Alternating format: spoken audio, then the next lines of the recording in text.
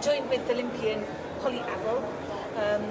You just off the back of last night's big dinner, 220 awards, where you were voted Youth Athlete of the Year. Perhaps a little bit of a surprise for you.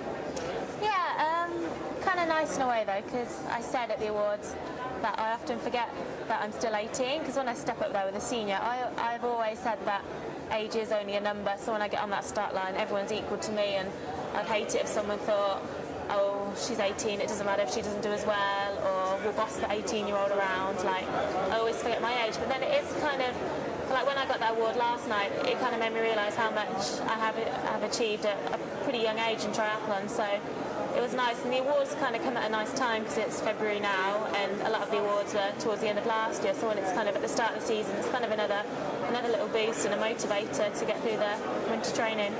2008 was a massive year for you, for just an incredible year, and perhaps not something that you couldn't have anticipated at the beginning of the year.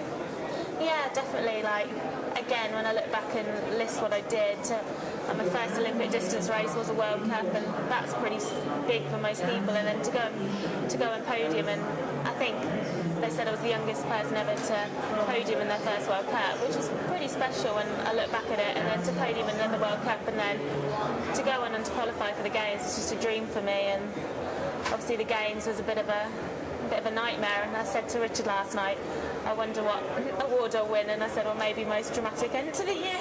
But yeah, looking back at the Games now, it was a horrible few days, but I just took it as such a great experience and learned so much from it. And in the end, I think it's made me stronger athlete mentally as well, and yeah, it took so much from it. Not everyone was.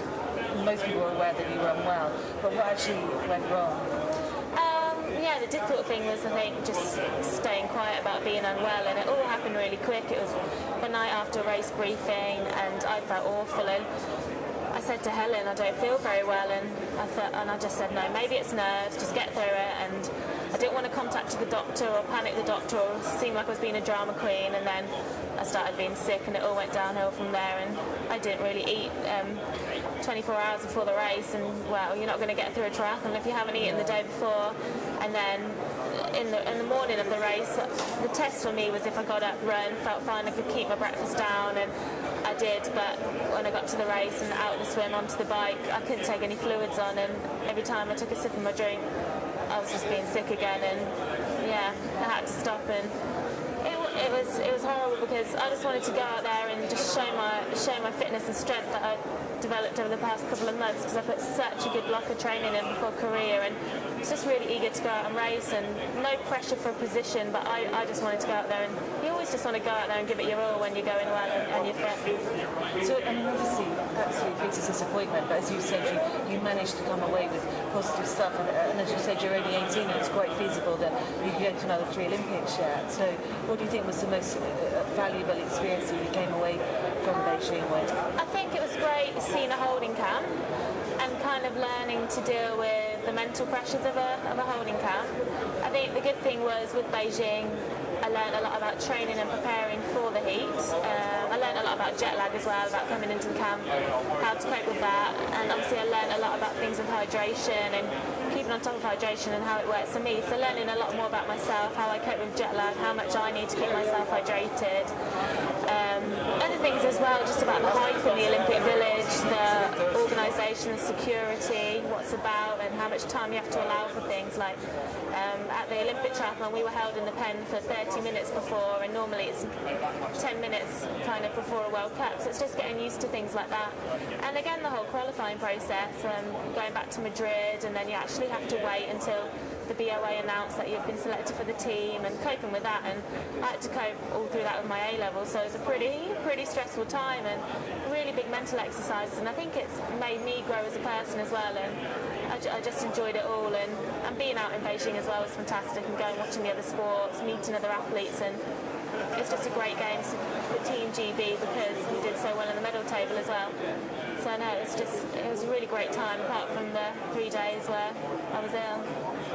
And taking a look at the women's race, and incredibly impressive running by Emma, and then the Vanessa, and obviously for those two positions, well, probably not too much of a surprise, really, I guess. But what do you think it will take to beat someone like Emma, for example, who just kind of seemed to run away from the rest of the field? I think it's going to take a really strong all-rounder for London, and that's what I'm going to look to develop over the next 4 years. I don't think it's all about the run. You've got to be a quick runner, but you've got to be able to run well off a pretty hard bike. The bike's going to be hard, and you want to be there on the swim, and you want to be there on the bike and be able to cope with anything that happens on the bike. If there is a breakaway, like I experienced in Madrid, a pretty tough race, like out on that bike. It wasn't easy when we pulled away from the group with me and Vanessa and Helen and Daniela from Switzerland. So it's a tough bike, and then I learned a lot off that because I came off that and I was absolutely dead on the run and had to hang on. So we learned from a training perspective that Ben, my coach, and I had to work on like improving my running off being tired. So that was a good element to try and get better at. So I think it's going to take someone who's an all-round mentally, and you've got to be mentally strong, physically strong, and just be the whole package really for London. I don't think you can think, well, if I'm run quick, I'm there, because if you're not there on the swim, I don't think people are going to wait around on the bike anymore. And taking a look back at Madrid and the rest of 2008, which was just an amazing year for you, amazing. What was the absolute highlight for you? I had some fantastic experiences. I think one of my favourite races was out in Ishigaki on my first World Cup. I spent my 18th birthday out there, and that was pretty special. And I really enjoyed the Olympic distance race and the World Cup and the people racing the World Cup. It was great fun. But then going to the chorus race in Brimbach and winning that and being national champ, that was pretty special as well. And winning that, and that was my only race I did in the UK last year. And I do like racing on home soil, and really can't wait for the London Super World Cup this year. So those were two big highlights. But I think the whole year was just a big high, and like I said, even Beijing, a big disappointment in the race. But looking at me developing as an athlete, that's been an invaluable experience to me. So you'd had a bit of time off, which is lovely, and you just had a rest and a general kind of switch off from training in your university, which started at Loughborough this year. So how's your training going at Loughborough University with the rest of the guys that are training? I had a good break after Beijing, not because I was ill, but it was discussed that that's what I needed. I had a pretty stressful year, and on my body and mentally as well, so it's a good time off to relax and chill and let my body just relax for a few months. I'm back into training now, and Loughborough's been such a great training environment. I'm 5-minute walk from the pool, 2-minute walk from the gym, the physios are there, and it's such a sporting environment. You go onto the campus and everyone's in sports kit already. It's just kind of the thing in Loughborough. So having a great time, and hopefully start training with some of the runners as well and getting involved in the running groups, and then with some of the swim squads, so it's great. And obviously Ben, my coach, is there, and we've got a good network there, and Will's there, Tim's there. Training's going well, and it's a really good setup, and obviously I'm there studying with my degree, so it is all under one roof for me, literally.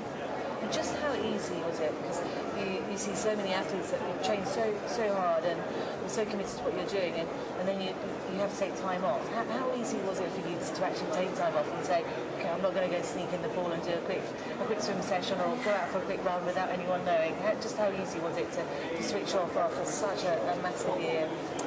I think what drummed it into me was I told, you're having the break and you're not doing anything. Like, if Ben had said to me, oh, if you feel like going out for a run, go and do it, I think I'd be there every morning waking up and going for a 30-40 minute run. So it was literally him saying, no, you're resting, you're not training, and I do everything Ben says. So to be told not to do something, I will stick to what he says, and because I have 100% trust in him. And it took a lot of trust to because you go from being in tip-top shape to letting yourself go, and that is really hard, and I love